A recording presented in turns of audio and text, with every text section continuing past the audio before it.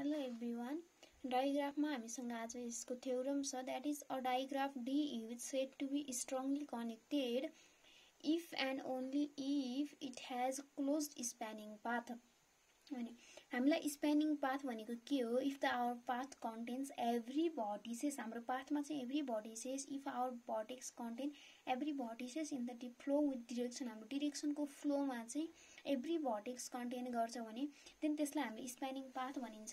And close spanning path भनेको initial and terminal same हुन पर्यो भनेको हाम्रो भर्टेक्स चाहिँ इनिसियल भर्टेक्समै आएर इन्ड हुन पर्यो। यसलाई हामी फर्स्टमा एक्जाम्पलबाट हेरौँ। लेट अस सपोज हामीसँग यो ग्राफ छ,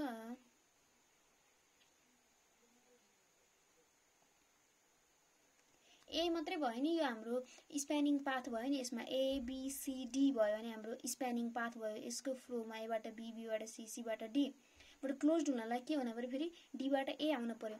एन्ड हाम्रो के छ? एबाट सीमा जानलाई पनि पाथ छ, एबिबिसी हुँदै, बीबाट डीमा जानलाई बीसी बीसीडी हुँदै, एबाट डीमा जानलाई एबिसिडी। लङ वे होला, डाइरेक्ट वेमा पाथ नभए पनि हाम्रो लङ वेबाट गए पनि के छ? हामी जुनसुकै भर्टेक्सबाट एनदर भर्टेक्स यो ग्राफको चाहिँ हामी के गर्न सकिन्छ? रिचेबल छ, हामीलाई थाहा छ। सो के भयो? यो स्ट्रङली कनेक्टेड ग्राफ डाइग्राफ पनि भयो। सो हामी फर्स्टमा हेरौँ। फर्स्टमा हामी के गरिन्छ? हाम्रो क्लोज्ड स्प्यानिङ पाथ छ भनेर कन्टेन गरेर हामीले यहाँ देखाइसक्यो नि, क्लोज्ड स्प्यानिङ पाथ भएको कन्डिसनमा हाम्रो इजिली स्ट्रङली कनेक्टेड हुँदो रहेछ नि एभ्री पाथ भएपछि। So let the digraph contains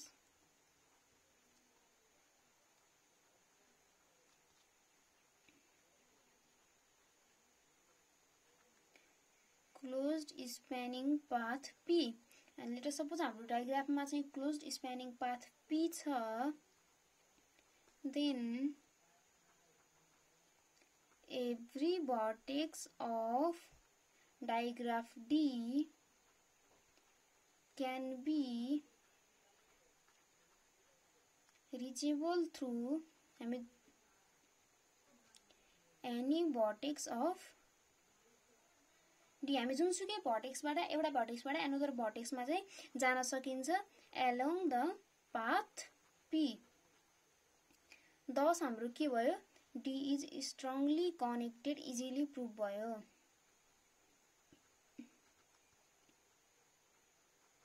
then हामीलाई के थाहा छ? इफ एन्ड ओन्ली इफ को सिचुएसन छ भने हामीलाई जहिले पनि टु पार्ट प्रुभ गर्न पर्यो। एउटा इफ क्लोज्ड स्प्यानिङ पाथ हो भने त्यो स्ट्रङली कनेक्टेड हुन्छ, अर्को इफ स्ट्रङली कनेक्टेड ग्राफ हो भने देन त्यसमा क्लोज्ड स्प्यानिङ पाथ हुन्छ। स्ट्रङली कनेक्टेड हुने बित्तिकै चाहिँ हामीलाई के हुने भयो?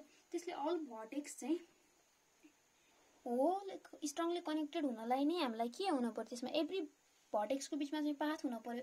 एभ्री भर्टेक्सको बिचमा पाथ हुने बित्तिकै हामीले त्यसको चाहिँ हामीले के गर्न सकिने भयो?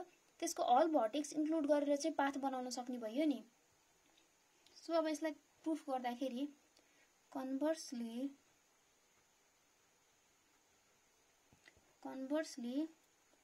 Late digraph D is strongly connected। let us suppose हाम्रो डाइग्राफ D चाहिँ strongly connected छ। it means strongly connected भनेकै के हो? every part of vertices is reachable from one another हो नि।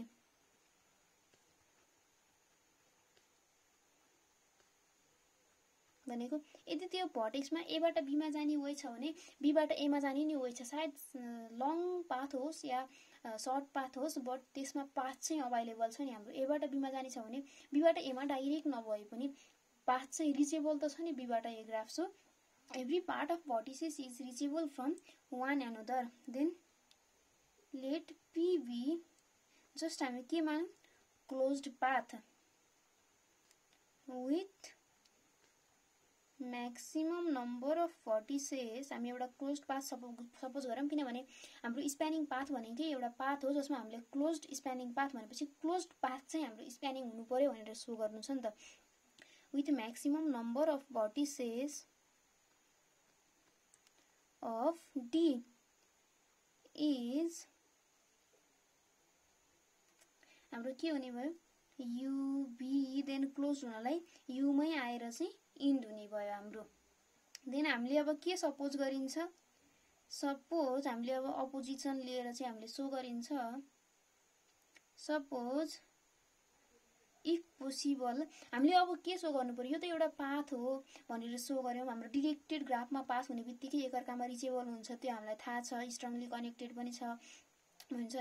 अब हामीले यसमा every vertex of that graph चाहिँ बिलोङ गर्छ भनेर सो गर्नु छ बट हामीले फर्स्टमा के गरिन्छ कन्ट्राडिक्सन लिएर कुनै एउटा भर्टेक्स चाहिँ यो पाथमा बिलोङ गर्दैन भनेर लिन्छ बट कन्ट्राडिक्सनले के गर्छ हाम्रो उसलाई चाहिँ कन्ट्राडिक्सन आएपछि हाम्रो थ्योरम चाहिँ प्रुफ हुन्छ।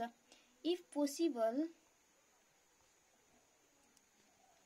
P इज नट स्प्यानिङ भनेको यो पाथ हाम्रो जुन P छ त्यो चाहिँ हाम्रो पोसिबल के अरे स्प्यानिङ हैन स्प्यानिङ नहुनु भन्नुको मतलबै के हो देन कुनै एउटा भर्टेक्स त्यसमा बिलोङ नगर्नु हो नि स्प्यानिङमा त हाम्रो अल भर्टेक्स बिलोङ गर्छ भन्ने हामीलाई थाहा छ पाथमा so W not included in path P in path P हाम्रो W चाहिँ path P मा बिलोङ गर्दैन भन्यौ हामीले सिन्स हामीलाई के थाहा छ स्ट्रङली कनेक्टेड हो हाम्रो digraph since digraph is strongly connected हामीलाई के थाहा छ there are path भनेको अब हामीले चाहिँ के भनेको छ हामीले त पाथ चाहिँ U देखि U सम्मै भएको भनेर भनेको थियो देन यदि W भन्ने चाहिँ त्यसमा बिलोङ गर्दैन भने हामीसँग त्यो केसमा चाहिँ पाथ के हुने भयो एउटा पाथ भनेको W देखि स्टार्ट भएर U सँग लेटर सपोज हाम्रो U बाट स्टार्ट भएर कतै W भन्ने थियो अनि U मा इन्ड भएको थियो बट W बिलोङ नगरेको केसमा त यो रफ है सरी W बिलोङ नगरेको केसमा त हामीले के गर्यौ यदि स्ट्रङली कनेक्टेड छ भने त यहाँदेखि यहाँसँग नि पाथ हुने भयो यहाँदेखि यहाँसँग नि पाथ हुने भयो बट हाम्रो यो पाथमा चाहिँ इन्क्लुड छैन भनेको छौं नि हामीले सो यसलाई चाहिँ स्प्यानिङ होइन भन्ने मानेर यो चाहिँ हाम्रो यसमा इन्क्लुड छैन भनेर सपोज गरेको थियौं सो हामीसँग के हुने भयो एउटा पाथ U देखि W सँग एउटा W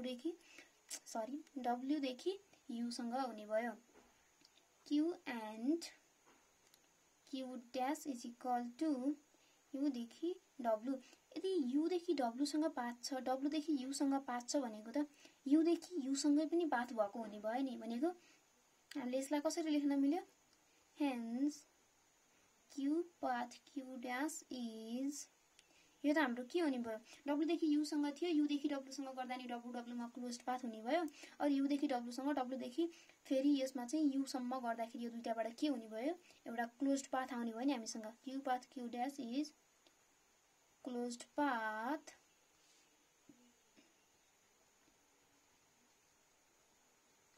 including